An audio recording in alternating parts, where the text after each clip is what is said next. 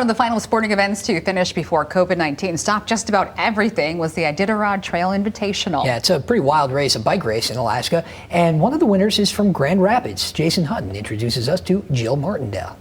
1,000 miles on a bike seems daunting, but Jill Martindale of Grand Rapids did just that in Alaska in the Iditarod Trail Invitational, her first ever 1,000-mile race. It's kind of overwhelming at times, but I just kind of took it day by day and challenge by challenge and did the best that I could and was able to find myself in Nome. Nome is where Jill crossed the finish line at the same time as the only two other competitors to finish the race.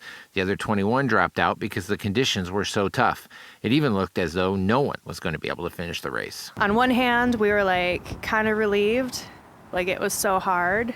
I guess if they say that we have to pull from the course, we will. And then on the other hand, we were we've endured so much. We want to keep going. It wasn't just the weather the racers battled. COVID-19 also became a factor. With the villages closing down to outsiders, we just didn't know if it would be possible to get our food. So we were worried that we were going to have to pull. But luckily, we had some really good people inside of the villages kind of stick their necks out for us. And we were able to get our drop boxes and our food. Jill and the other two finishers, Peter Inman and Casey Fagerquist, worked together to get through the race's final few stages and finished in the first three-way tie in race history. I think it shows that teamwork is the way to kind of get through it.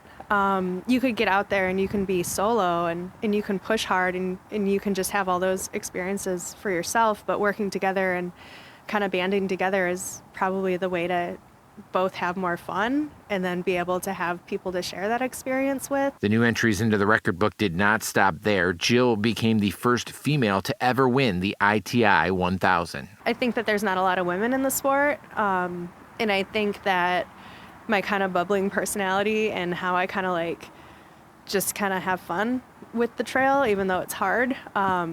I hope that I kind of inspire more women to get out there. Jill says she looks forward to more bike races at some point in the future and hopes to one day go back to Alaska and race again. In Grand Rapids, Jason Hutton, Fox 17 News. That's it. Wow. Big congratulations. Oh, that is something else. Just to finish it alone is one Amazing. thing. So, Yeah. all right, everybody.